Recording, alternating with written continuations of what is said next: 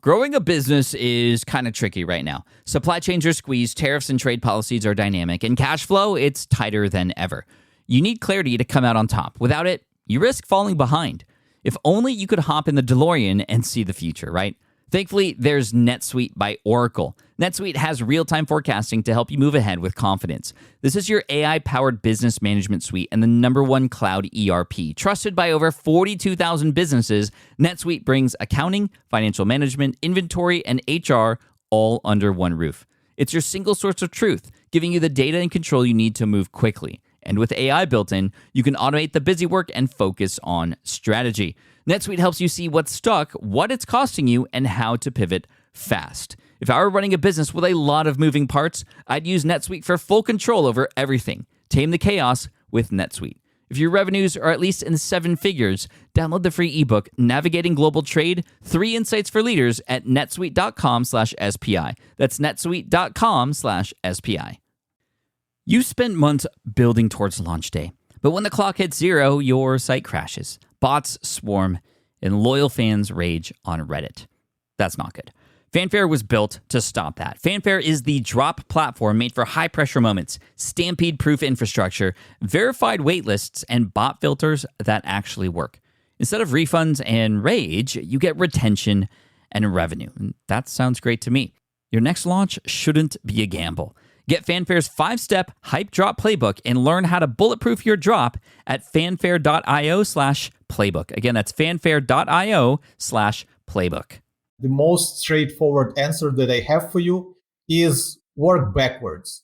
First, give as much as you can for free to get that credibility, to get that audience, to get that gratitude of people. Mm-hmm. And once this resource has acquired lots of backlinks and is ranking well, you can start gating it little by little and see if people still reference it as the best resource. Welcome to the Smart Passive Income Podcast, where it's all about working hard now so you can sit back and reap the benefits later. And now your host. His 2 new dogs are named Jarvis and Jedi, Pat Flynn. With running your own business, legal questions always come with the territory. Like, can I use this contract or agreement? What do I do if a client doesn't pay? Am I even structured the right way for taxes? Instead of Googling your way through legal landmines, imagine having a law firm ready to address your business's legal needs without the sticker shock. That's what you get with Legal Shield's small business plans. Legal Shield helps entrepreneurs access real legal help on contract reviews, collection letters, business formation guidance, and even help navigating IRS audits. Members can schedule consultations, upload documents through the app, and get support from a provider law firm that knows small business laws in your state. Plus, consultations on taxes or trademarks help you stay ahead of potential problems. And if a client is late on a payment, Legal Shield steps in with professional collection letters so you can protect your hard-earned revenue, all for a fraction of the price of hiring a lawyer on your own. Go to LegalShield.com/SPI or call 833-570-9980 to learn more and get big business legal support without a big business budget. That's LegalShield.com/SPI. Do you know the secret to businesses that are scaling faster than ever? They're using Upwork to tap into a diverse pool of skilled freelancers across various industries. With Upwork, you can find specialized freelancers in marketing, development, design, and more. Experts who are ready to help you take your business to the next level. I've personally used Upwork myself and can vouch for it. Posting a job on Upwork is easy. With no cost to join, you can register, browse freelancer profiles, get help drafting a job post, or even book a consultation. From there, you connect with freelancers that get you and can easily hire them to take your business to the next level. Upwork makes the entire process easier, simpler, and more affordable with industry-low fees. Post a job today and hire tomorrow with Upwork. Visit Upwork.com right now and post your job for free. That is Upwork.com to post your job for free and connect with top talent ready to help you grow your business. That's Upwork.com. Again, Upwork.com. All right, I just finished the interview with Tim from Ahrefs. You probably heard just a little clip from the episode just now. But wow, I mean, I literally just got off the call, and probably the most mind-blowing and likely one of the most valuable podcast episodes that you will ever hear. And this is in regards to search engine optimization today. We talk about a lot of things that have changed since the last time he was on the show 3 years ago, because a lot has changed. But a lot of the principles remain the same, but we get into more specifics of what you can do today. I even get very specific with some things that we were trying to do, that we were told to do, that actually, through the conversation today, I realized that maybe isn't the best thing to do.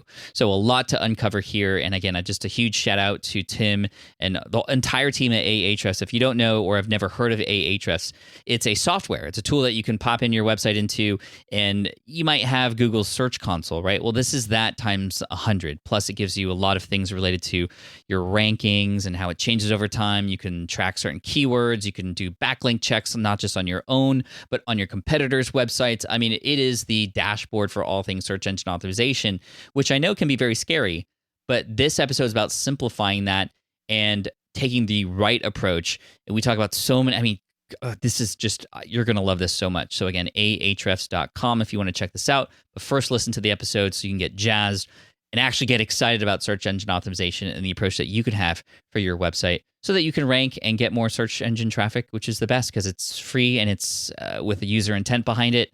And it can add up to a lot of dollars for you. So I hope you enjoy this episode. Tim, welcome back to the Smart Passive Income Podcast. Thanks for joining us today again. Hey, Pat, thanks a lot for inviting me again. I'm so happy to have you back on. In fact, the last time you were on, which was episode 364, which was literally 3 years ago. I mean, in the world of SEO, what is that like? It's like dog years, right? 7 times 7, 20. It's been like 21 years since you've been on the show. I've had a ton of, I still actually get feedback from that episode because you were able to take this complicated thing called search engine optimization and simplify it for all of us. So first of all, thank you for that. And thank you for coming back. What's the world of SEO like today? Like, I know that's a big question, but has it changed much since 3 years ago? And then we'll get into the more details. But from a high level, what does SEO look like today? How do we rank on Google, et cetera?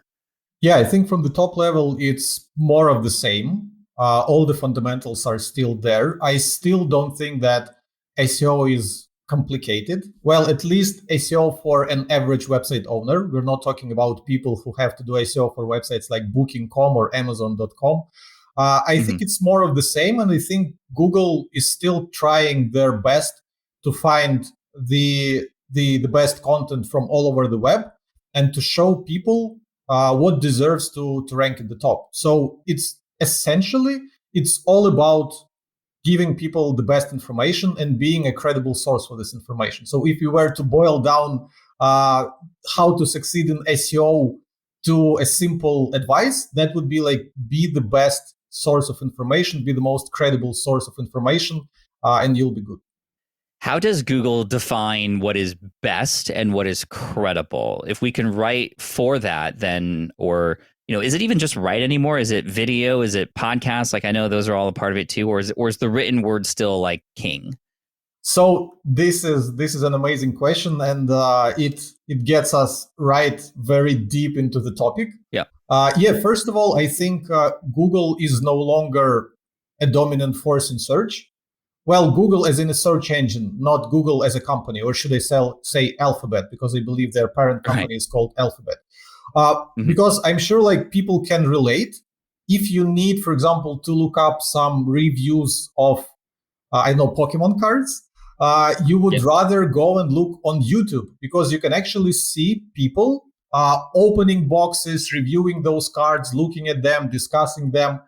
But when you search for those things for reviews of different products on Google, you don't really know if the people who wrote those articles ever touched those products themselves, or they just went to Amazon, looked up a few reviews from people on Amazon, and quickly wrote their article.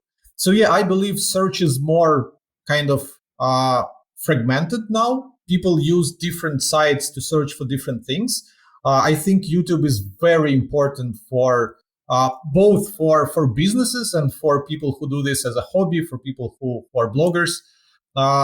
For shopping, Amazon is, of course, I find myself starting my shopping related, e-commerce related searches on Amazon first, and then I would try to search for local sites and such. So yeah, in that sense, a lot has changed in terms of search engine optimization. You no longer think about Google only.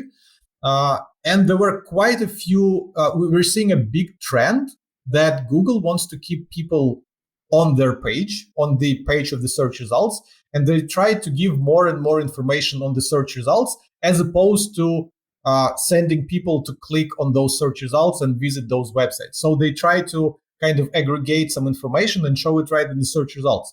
For me as a user, that is often very handy, very convenient, because when I'm sitting with my friends at the bar and we're arguing about something, if it's true or not, you do a search in Google and it displays an answer pretty much instantly. So you don't need to click on the website. You don't need to scroll to find where this particular question is being answered on the page.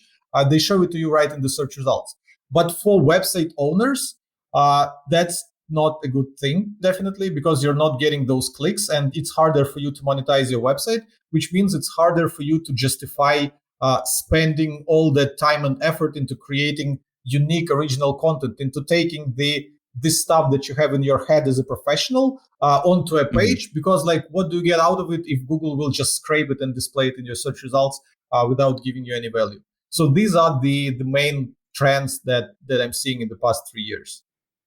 Yeah, I mean, I almost feel like Google, with their little drop-down menus and definitions and other things that I would have on my page myself, I almost feel like Google's stealing from me. All right, they're getting advertising dollars, they're getting watch time or people on their page still, and they're not coming to my site. So what do we do about that? I mean, I know that you can optimize for those. I think they're called snippets on Google, but is that even worth doing? I mean, where are people getting an ROI with search engine optimization today?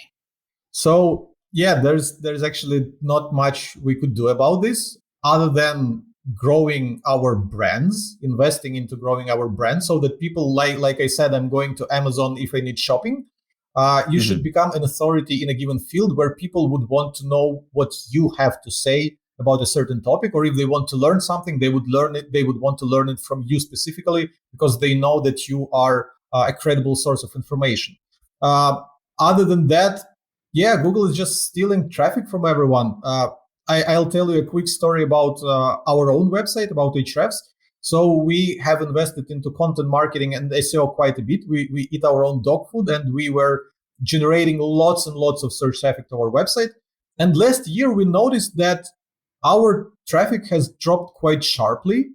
And when we started digging into it, like, did we do any like SEO mistakes, or did we, I don't know, acquire some spammy backlinks that Google is punishing us for, or did we make some technical SEO issues which are preventing Google from ranking the pages of our website? Well, none of that. So we identified that there were three main reasons why we, who are quite experienced in SEO, lost quite a bit of our search traffic. The first reason was that Google started displaying more answers to the questions in those like featured snippets, knowledge panels.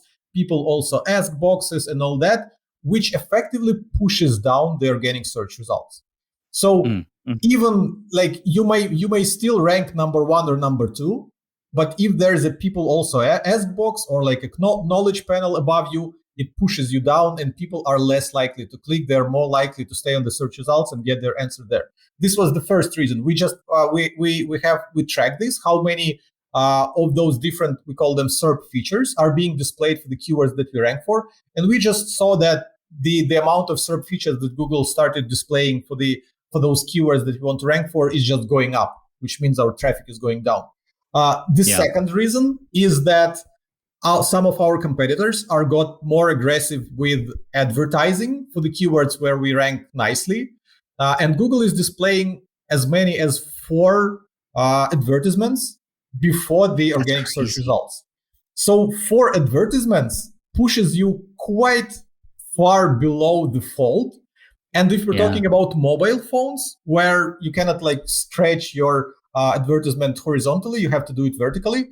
You have to scroll with your thumb quite a bit until you get to the organic search results. And Google is trying to make their ads undiscernible from the organic search results, so people just start clicking ads more. And this is understandable because Google makes their revenue from ads, so they are pretty much motivated to display more of those ads and to funnel all those clicks to be paid clicks to get money from them, as opposed to organic search results. So this is the second reason why we saw we dropped traffic, because our competitors thought that instead of trying to outrank us organically, they might as well put some money and like display their content above us. And the third reason is we have content on the topics of SEO and digital marketing, and Google decided to create their own resource about search engine optimization and all that. And suddenly Google's own research about search engine optimization, where they talk about those topics, is ranking number one for everything, effectively pushing all other sites down. So I don't know how to look at this, because on one hand, Google should potentially be the number one authority when it comes to search engine optimization, because like we are optimizing content to be ranked on their platform and they know their platform the best. But on the other hand, many SEO professionals will be very skeptical about the advice that Google is giving us, that Google might want to mislead us, and they might not mislead us for evil reasons. Maybe they don't want to disclose certain information because they are afraid that people will start abusing it. So there are like two sides of this coin. But what I'm seeing in SEO is that more ads, more featured snippets, and more consolidation towards the big brands, because it's not just Google who stole traffic from the SEO community with their resource. We're seeing that this with other big websites, where like websites, for example, HubSpot recently acquired a media company, The Hustle. And we see lots of consolidation where big brands are using their resources and using their big websites and big brands to consolidate more content and effectively push all this smaller competition away. So it gets a bit more challenging these days to get search traffic naturally. Well, number one, you're not making me like Google very much. Number two, it makes me wonder in the position that puts us, especially smaller brands, ones with small marketing teams, or maybe we're just solopreneurs spending time writing articles or trying to gain traffic. I mean, we have knowledge, we have expertise, we should be trusted, but there are things that are getting in the way. Is it even worth putting our time and resources into that anymore? I have an answer to that, but I'd love to hear your answer. Is it even worth trying to rank high for certain keywords anymore, despite all that? So first of all, I was obviously quite pessimistic and critical of Google and what they're doing. But to be fair, there's still a lot of opportunity to rank and to get search traffic, because no matter how many like big websites there are and how many of those SERP features and ads Google will add to their search results, there's still lots of opportunity, and every day new trends are emerging. And if you're the first one to cover the emerging trends and become a resource for them, you would be getting this traffic. So Google is stealing traffic away from website owners, that's for sure, but there's still plenty of opportunity. And the fact that search traffic is essentially free, so you create this content, you put it out there, and people can come back to it for years to come. This still has lots of value. And I am convinced that SEO is still an amazing channel for audience building, for customer acquisition, for sales and all that. And even though I lamented on the fact that we lost lots of our search traffic, our website is still getting like over 1 million visits per month from search. So it's not that they killed it all. It's just they took away some of it. So there's still plenty of opportunity. And by no means I want to dissuade people from paying attention to SEO and from being conscious of the content that they are creating and how they optimize it for ranking in Google. Thank you for that. My answer was going to be somewhat similar. We are getting loads of search engine traffic still. And despite all that, we rank really high for how to start a podcast, for example. But when you go there, you see all these ads, you see all these snippets, and a couple websites have outranked us. We're like in the number 3 spot right now. Yet we still get thousands of people coming in per month, and it's free traffic. And so like I'm complaining because I used to get maybe more free traffic, but I'm still getting free traffic. And not only that, like you said, the articles that are written on the website, they shouldn't be just for bringing new people in. They should be to provide value to the people who are already there. They should be providing value to maybe the people who come from YouTube, find yourself and find you on your website, and then see the articles that you have. It's for them as well. And this is like you said, it's about brand. It's not just about the page you create. It's about the brand that you're creating in whole, which is really, really important. So I appreciate that insight. So, okay. SEO still worthwhile, free traffic amazing. What are the key things that we could do on our web pages to optimize as highly as we can? I mean, back the last time you chatted, I know it was about, and everybody says this, providing value, like you said, creating the best stuff. You had mentioned something earlier today that was new, and that is like being the most trusted resource. What are the specific things we can do on our page to meet all that criteria to at least give ourselves the best chance? Yeah, that's a great question. First of all, the lowest hanging fruit for any website owner is to simply be conscious, be aware if the pages, or rather the topics of the pages that they have on their website, are something that people are actively searching for. In other words, doing keyword research. For example, if you sounds obvious, right? Yeah, it sounds obvious, but a lot of people are not doing it.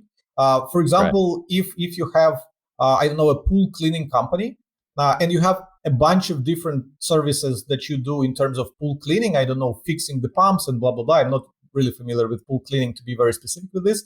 But the thing is, people would create a page, call it Our Services, and just list all the services there in one bulleted list and call it a day. So what should people look for if they're looking for pool cleaning services? Like if the title of your page is Our Services, what you should be doing instead, you should create a dedicated page with the name of each service that you're doing. So if someone would search for how do I fix my pump or something is stuck in my pool pump or whatever, or like how to clean the water, or the water in the pool got murky, you have a page about it. You have a dedicated page so people can land on it. First of all, Google can understand that you have an answer to this question that someone is asking in Google. They can refer people to your page. So the lowest hanging fruit is to simply be conscious of what kind of content you have on your website, and is it something that people would be searching for in Google, and is your page properly answering that query? And it should be kind of one page per one topic. Don't try to squeeze everything onto one page and hope that one page would rank for everything. So this is the lowest hanging fruit that every website owner should be aware of and should be absolutely doing on their website, because otherwise you're just simply missing out. In terms of being a credible source, there's a lot of discussion in the SEO world about this being a true factor or not. Like, people are debating how would Google know if you, for example, if you are a real dentist or not, to be talking about some dental surgeries and stuff, or if you just made a fake personality, wrote it in the author bio that you're like have a PhD or like have some awards or something, and Google will kind of read that and think that you're a real person. But essentially, it boils down to having links to your website. Because if you are an authority in your space, other people in your space should know you, and they should reference your work in some way. So, for example, let's go back to that pool cleaning website. If you do a good job, if you're an authority, and if you create content on your website, when people in your local community on the local forum would be discussing their problems with the pools, someone would put a link to your website because they used your services, they enjoyed it, you helped them with their issue, and they would reference you. So this is how Google knows that you are an authority, because other people mention your website, mention your content. Some people also think that even mentions of your brand, even if those mentions are not linked to your website, do influence this. For example, my name or your name, people mention us in articles all around the internet, and not necessarily they would link to our website. So Google might see that, okay, this article is written by Tim Soulo, and we saw the name Tim Soulo on, 100 websites. So this guy must be real. Of course, this can be gamed, because you can create 1,000 websites, you can put a fake persona there, but those signals can influence this. Another thing is that Google seems to be very conscious of user behavior factors, and they are using human raters to rate their search results. So probably they also look at the page and look at like how your website is structured. Is it good looking? Because if it looks like it's from 90s, people can trust this. People wouldn't put their credit card on a page that looks like it was created 20 years ago. So if you're investing effort in your website, if it is clean, if it is good looking, if it works fast and well, those things also contribute to your kind of authority. But the main thing is being the authority, not trying to fake it. If you are an authority, you are an authority. Like I even struggle to explain this, but I think the concept is more or less understandable. That's super handy. I mean, there's so many things I want to cover really quick, but thank you. First of all, you had mentioned that instead of just kind of bullet points of each item, have them all separate on separate dedicated pages where you go in depth with each of them. We have a page that we tried optimizing on our site at SPI for affiliate marketing. And we were told from several sources, for example, that we should take every question that people have about affiliate marketing and put it on that one page, have it be a pillar piece of content. And it's not bullet points of just each of those things. It's actual headlines of each of those questions and then a really detailed answer. But the page is maybe 5,000-6,000 words in length. And I've seen Neil Patel share information about search engine rankings versus the correlation of the length of those articles and such. Can you specify a little bit more about that strategy, long page and answering all those questions in detail, still providing value, versus maybe what if we were to, instead of 10 questions on one page, we had 10 pages that each answered those questions well? Is one better than the other? Yeah, absolutely. There's one thing that I forgot to mention when talking about all that, and this thing is called search intent or searcher intent. Different people call it differently. Basically, what it refers to is what do people expect to get when they search for this particular keyword. So affiliate marketing, what do people expect? Do they even expect a long form article? Maybe if you had a gated course where they leave their email and they get like a full course on affiliate marketing to their email is what what more of these searchers expect, what would satisfy their search. So a quick story of our own website. We had a landing page for covering one of our functionalities, which is backlink checker. Ahrefs has a backlink checker as one of our tools. Thank you. And we had a kind of regular feature page. We were explaining, so we have this tool, it does this and that. Here are some screenshots. Here are some statistics, blah, blah, blah. And we were ranking number 8 for backlink checker. And despite all the optimizations, we were optimizing speed. We were optimizing the images on our website. We were optimizing the text on our website. Nothing was helping. We were even building more backlinks to this page. Nothing was helping us. And then we noticed that the pages that were outranking us were free tools. So the searcher intent, when they were looking for backlink checker, seemed to be that they wanted a free tool which would work for them right away. They didn't want to learn that there's some software that has backlink checker functionality, but you have to pay for it to use it. No, they would rather click on something that says free backlink checker, use it now, use it today. So what we did, we made almost no changes to our landing page. We just added an input form, like enter your website and like see my backlinks. Almost immediately in the course of the week, this page shot up to number 1. And I think right now it's one of our most popular pages in terms of search traffic. It's generating tons of visitors to our website. It is ranking number 1 since the time we made this change, and no one is able to outrank us because Ahrefs is also the authority on backlinks.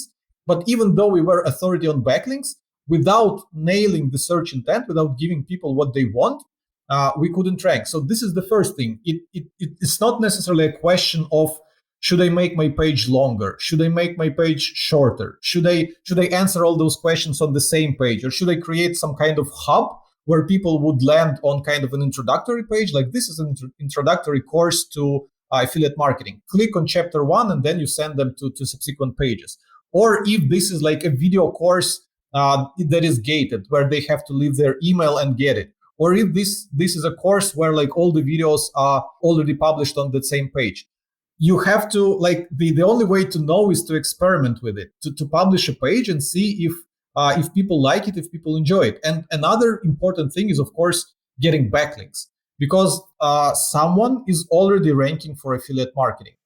And they might not necessarily be nailing the search intent. So people might not necessarily like what they're seeing on that page for affiliate marketing, but they have acquired so many backlinks historically that Google thinks that this is the best possible page. So if you are a brand new blogger, I would say that it would be nearly impossible for you to rank for this kind of keyword. But for you, because you have an audience, you have lots of people, bloggers, marketers, podcasters following you.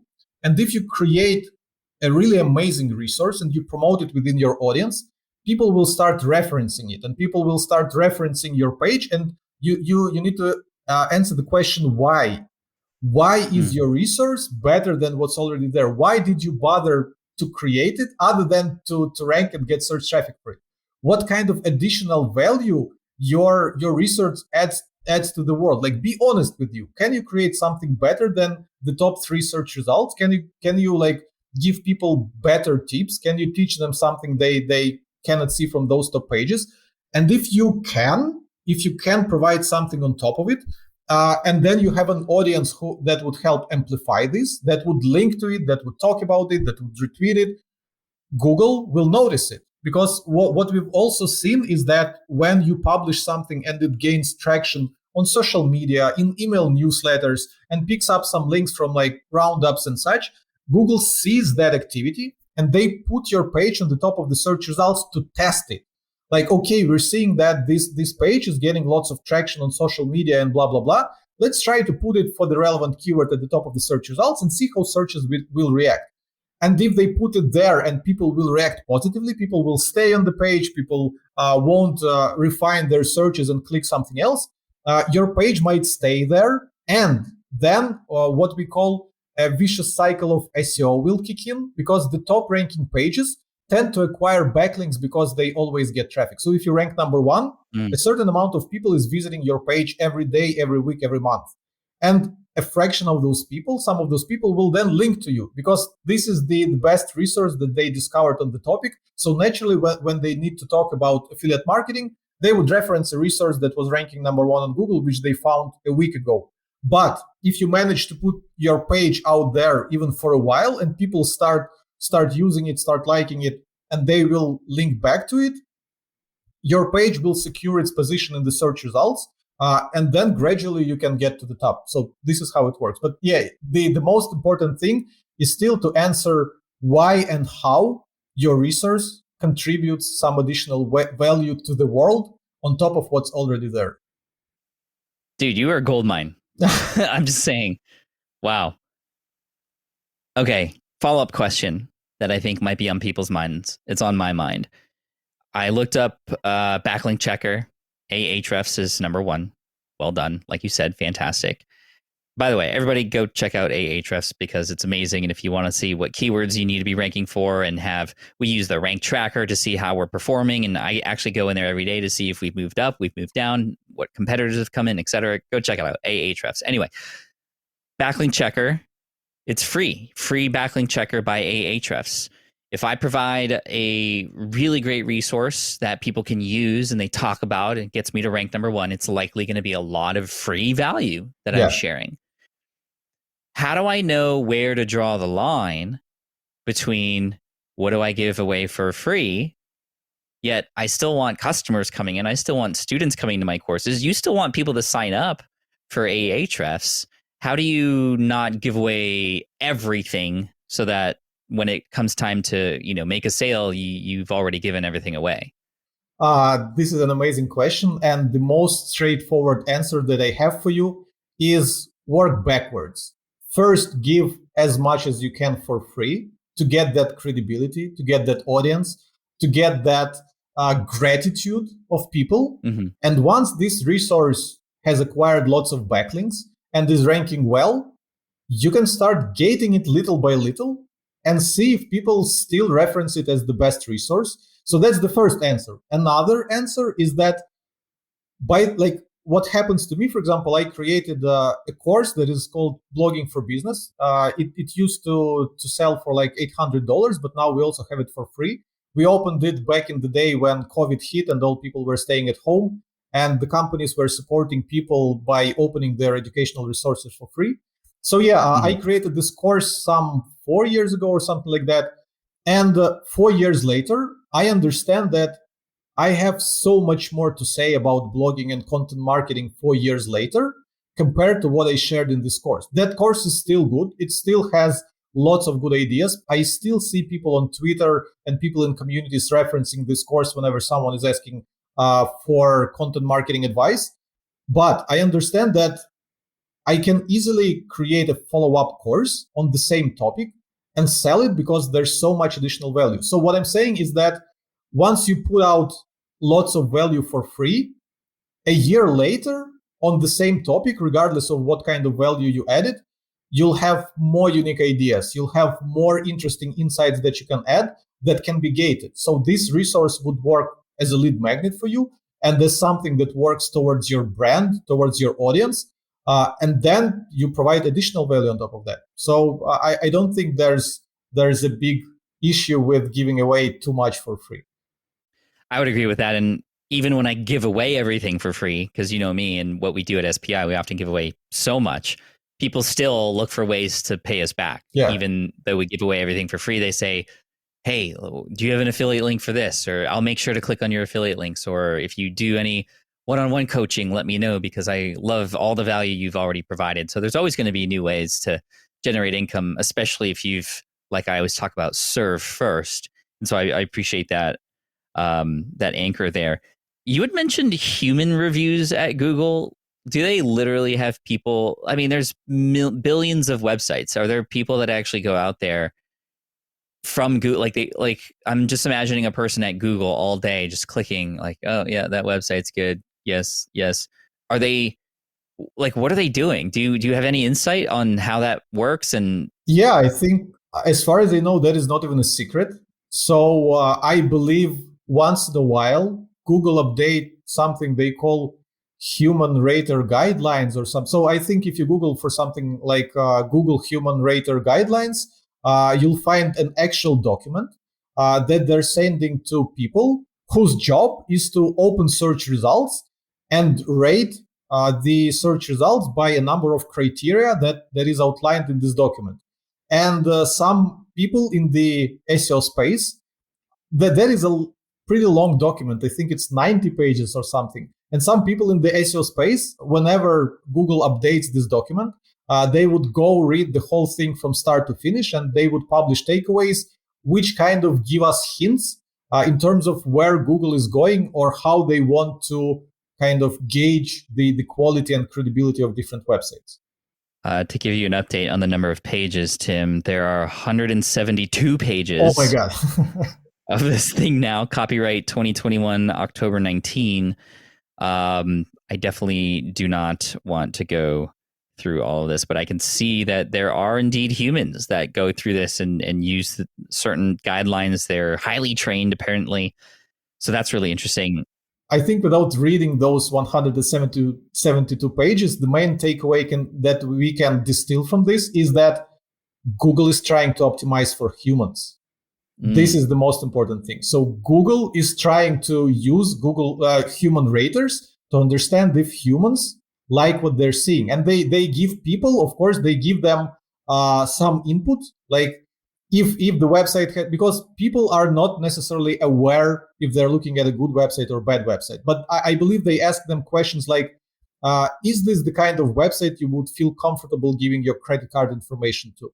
This is something I mentioned previously. So Google is trying to optimize for people, which means that SEO professionals, or rather website owners who want the content of their website to show up in Google, they should also optimize for people. They should make the website experience pleasant, fast, convenient, and clear for people. And when I say clear, this again refers back to if I search for some issue with pool cleaning, I have to land on a page where I can, without much struggle, get the information I need, whether it is like book an appointment or whether I need some information to do it myself. Whatever my search intent is, I need to get this information as quick as possible. And again, back to your question about making long pages, I often like to quote, I don't remember who this quote belongs to, but basically people don't like to read. In a sense that if you could plug a cord right into your brain and upload the information of some book or a website right into your brain without Matrix. Yeah, you would do this. Like, why would I spend time reading books if I could just upload the information? So making your pages longer is not necessarily a good idea, because people will just open this page, they will see like 10,000 words there, and they would close it because they don't have time to read it, because another page on the same topic might promise to give them the answer to their question in 500 words. So they will just save their time and read the 500 words page, and Google, because they're tracking the behavioral factors, they would see, okay, so this shorter article actually seems to be satisfying our searches more than this super long post. So let's rank it higher. So it's not about making your posts longer. It's about giving people what they want as fast as you can. Wow, it's like if it feels so different than when I started SEO in 2008. Absolutely. And it was keywords, number one, and it was a domain name that matched that keyword. That's why I have passive income in the domain name. That's literally why it's there. And then like just have as much content as possible. But you're right. When I teach people about, for example, email marketing and creating lead magnets back in the day, the lead magnets that were longer were better because it was information that wasn't available anywhere else. Now information's available everywhere. And in fact, there's too much of it. And the better lead magnets now are the ones that are a single page that could get a person the same result as the 72 page one that we had. And I'm imagining it's the same kind of conversation in SEO today. Yeah. Can I just also mention that I'm so kind of enjoying the fact that now I'm giving you some information about SEO, because back in the day, I was actually learning SEO from you. And the first websites that I've created and the first SEO advice that I've learned is from you, following your case studies. And now I'm actually giving you information, updates on what is happening in the SEO. So we've come full circle.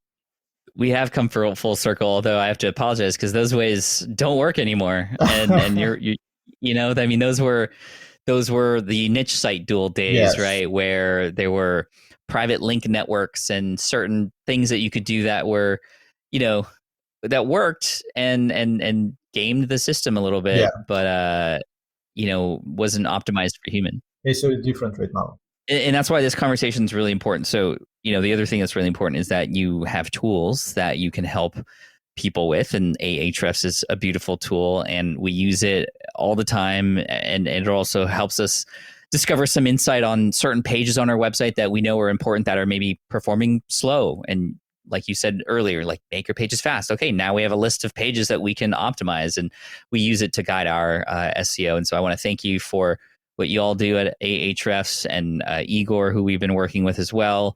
And I just want to say, like, every time you come on, man, you just make it sound so easy, because it actually can be. Like, why are we making it so complicated? Yeah. I don't know. In a way, my message for the past few years has been that SEO is not really something you should be focusing on or anxious about. Like I said, it is much more important to be providing unique value. Like I said, if you want to rank for affiliate marketing, you have to give people the reason why is your resource better. Like maybe other resources are outdated, or you have a fresh look, or you have some connections in the space where you're giving people some insider information or something. So it is much more important these days to have unique information that no one else has. And SEO is it is integrated in your business. It is integrated in your act of creation, in the acts of content marketing, in the acts of building a business. I absolutely think that anyone who has a website should study the basics of SEO and know like how backlinks help their website, how to search for keywords, how to know what your audience is searching for, how to make sure that your page is optimized and it is addressing the right search intent for this keyword. So those basics, those fundamentals, I absolutely think that anyone should know it. But like, you shouldn't be afraid of SEO. You shouldn't think that it's some technical dark magic and you'll have to spend years learning it. No, it is much more important to be expert in your particular field. For example, if you put me with 15 years of experience in SEO at the helm of some dental website, I would actually struggle to make it rank, because I'm not an expert in dental things. I would have to study the actual industry to become a good SEO. And I've actually been through that, because before joining Ahrefs, I was in charge of a photography website, and I'm not a photographer. I don't know anything about photography, but I was trying to make that to grow traffic to this website, and I was struggling. I was struggling to find people who would create content that would resonate with other photographers. Meanwhile, and I had a team, I had some resources given to me because that website was part of like a bigger company.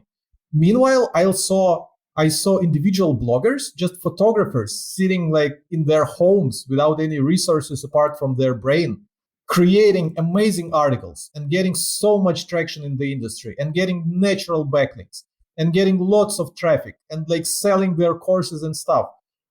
Which is when I realized, no, like if I would be doing something online, I have to do it in this space, in the industry where I'm naturally interested in. So I will become an expert in that particular industry. So it is much more important these days to be an expert in your industry and study the fundamentals of SEO, other than like compared to the other way around, where you spend all your time studying SEO, but you have average knowledge of your industry at best. That's a great way to end the show in a massive lesson. So Tim, thank you again so much. I'll talk a little bit more about Ahrefs in just a sec, so stick around. But Tim, thank you to your team. And I look forward to catching up with you maybe in the next 2 or 3 years, but it's likely going to be more of the same kind of stuff. But absolutely, let's make this a tradition. Or we'll talk about the metaverse, metaverse optimization or something. I don't know. We'll see what happens. Yeah. Thanks, Tim. Thanks for having me. All right, I hope you enjoyed that interview as much as I did. That was with Tim from Ahrefs. I highly recommend you check out Ahrefs. They're not sponsoring this episode. I just wanted him to come on, but I have to tell you about this tool, ahrefs.com. And they have a webmaster's tool similar to Google Webmaster Tools, but again, like 100 times better.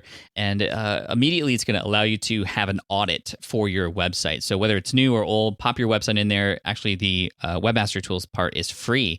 And you're able to see how your website performs, not just like how it ranks, but the things that you can do to improve and sort of all these other, I mean, it's just so great. And the information learned today was just so valuable. Highly recommend you come back to the webpage to check out all the links and the show notes and everything we talked about, which you can find at smartpassiveincome.com/session571. Again, smartpassiveincome.com/session571 and check out ahrefs.com. And you can find Tim Soulo. That's TIMSUOLO. So SUOLO on Twitter, and just let us know what you think. I hope you enjoy this as much as I, again, enjoyed recording it, and it's just been absolutely fantastic. And if you're watching me right now, sorry, I'm on the screen right now, making sure I spelled his name correctly, but let me come back at you. There we go. And again, make sure you hit subscribe if you haven't already, because we have a lot more content like this coming your way, very specific, very much what you need to know right now. So hit that subscribe button. And thank you so much. Show notes at smartpassiveincome.com/session571.